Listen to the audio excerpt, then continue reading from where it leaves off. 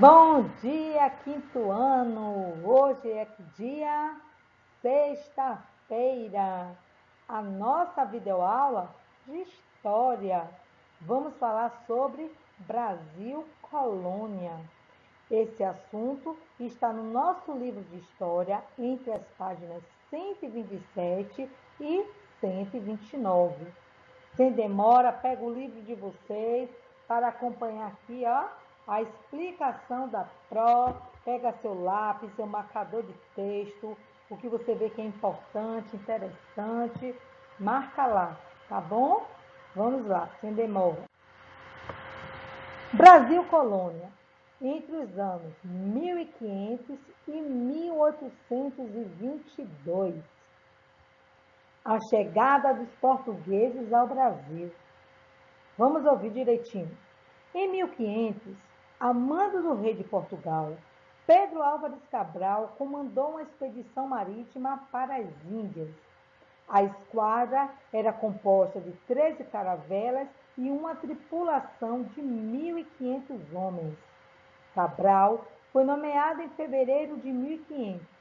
Ao longo daquele mês, teve várias reuniões com Vasco da Gama, recebendo instruções bem detalhadas sobre a navegação até as Índias e informações sobre sinais de aves marinhas no lado oeste do Oceano Atlântico.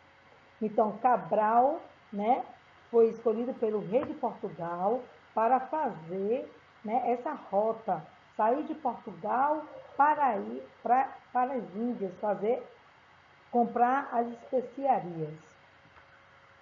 Comandando sua esquadra, Cabral partiu do Porto do Tejo em 9 de março de 1500. O objetivo da expedição era contornar o continente africano, navegando pelo Oceano Atlântico e chegar às Índias, para confirmar o comércio entre os dois países, após contato feito anteriormente por Vasco da Gama. Então, Vasco da Gama ele já tinha essa experiência, ele fez esse trajeto para ser mais rápido em ir para sair lá de Portugal e contornar o continente africano, chegando às Índias, para comprar as especiarias, o cravo, a pimenta, a canela, entre outras coisas, e rapidamente, né, mais rápido, voltar a Portugal para vender as especiarias.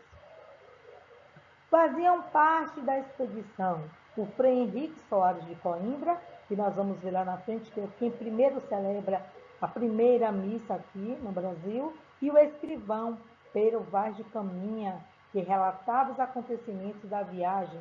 Lembra do trecho que nós já falamos da carta, onde ele fala dos índios ao rei de Portugal. O cotidiano dos marinheiros era muito difícil. A água era pouca e apodrecida, porque eles levavam em barris de madeira. Passado, né, os dias, ela ficava com gosto ruim. A comida era pouca e de baixa qualidade. Não havia quase nenhum conforto.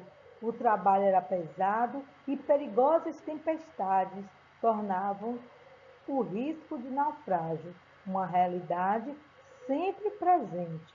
Então, eles viajavam correndo todos esses perigos, se alimentando mal, né? A água era pouca, com o passar dos dias ficava com gosto ruim. Eles costumavam até misturar água com vinho para conseguir beber. Então, aí nós estamos vendo essa imagem, né? Quando Cabral avista o Brasil. Alguns dos navegadores mais experientes da época faziam parte da tripulação, como os irmãos Diogo e Bartolomeu Dias, Nicolau Coelho e Gaspar de Lemos. Também havia soldados, serviçais, carpinteiros, artesãos, religiosos e fidalgos, nobres e artistas. Ao passar pelas Ilhas Canárias, a esquadra desviou em direção a um novo continente. Depois de muitos dias viajando pelo Oceano Atlântico, no dia 21 de abril, apareceram os primeiros sinais de terra, aves e plantas marinhas. Então, quando eles viram as aves e as plantas marinhas, eles sabiam que estavam perto de terra. Olhe que eles viajaram 9 de março, e eles vieram avistar 21 de abril. Quanto tempo, né? Em alto mar. Em 22 de abril, a esquadra avistou um monte alto e redondo. Cabral o batizou de Monte Pascoal. Ficaram procurando um porto onde os navios pudessem ficar abrigados. O lugar escolhido recebeu o nome de Porto Seguro, atual Bahia Cabralha, no estado da Bahia, no nosso estado, onde ancoraram no dia 24 de abril, mas eles avistaram no dia 22 de abril. Cabral deu à terra descoberta o nome de Ilha de Veracruz, acreditando que se tratava de uma ilha. Em 1503, mudou-se o nome para Terra de Santa Cruz, pois verificou-se que se tratava de um grande território.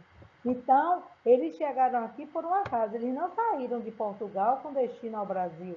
Eles saíram, Cabral saiu de lá, Pedro Álvares Cabral, com destino às Índias.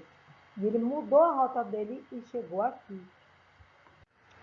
Finalmente, a partir de 1527, a terra encontrada por Cabral passou a chamar-se definitivamente Brasil, devido à grande quantidade de uma árvore existente em seu território, de uma madeira cor de brasa, de onde se extrai uma tinta vermelha, chamada pau-brasil.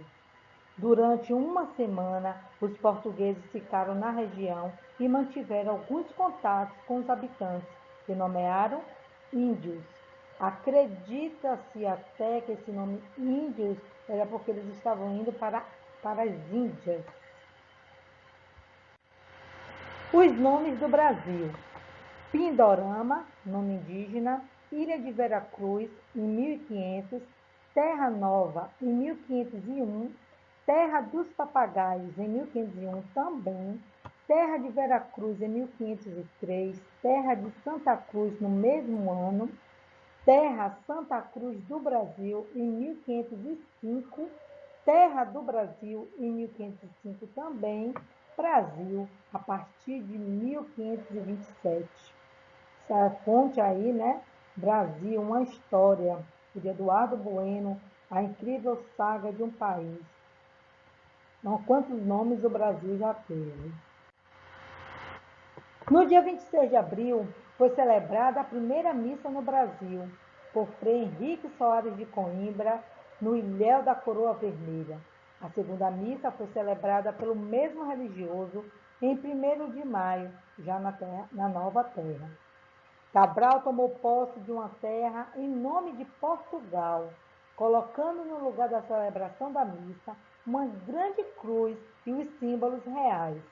O Brasil tornou-se colônia de Portugal oficialmente, mas não ainda na prática.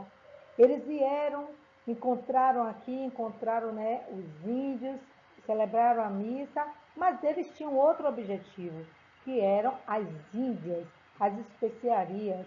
Então, eles ficaram aqui 4 dias e depois seguiram viagem.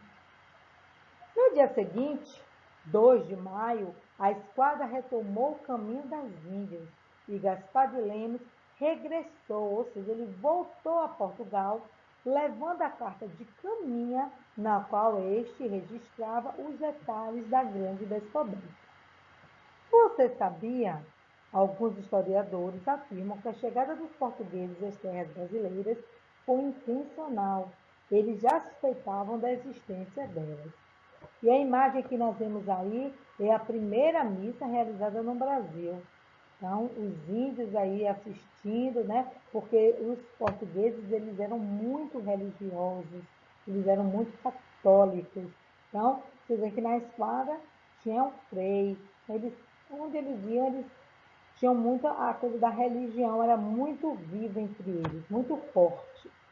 Então, essa era a nossa explicação do assunto de hoje, Brasil Colônia, tá certo? Espero que vocês tenham aprendido e entendido a mensagem da prece. Fiquem com Deus, um ótimo final de semana.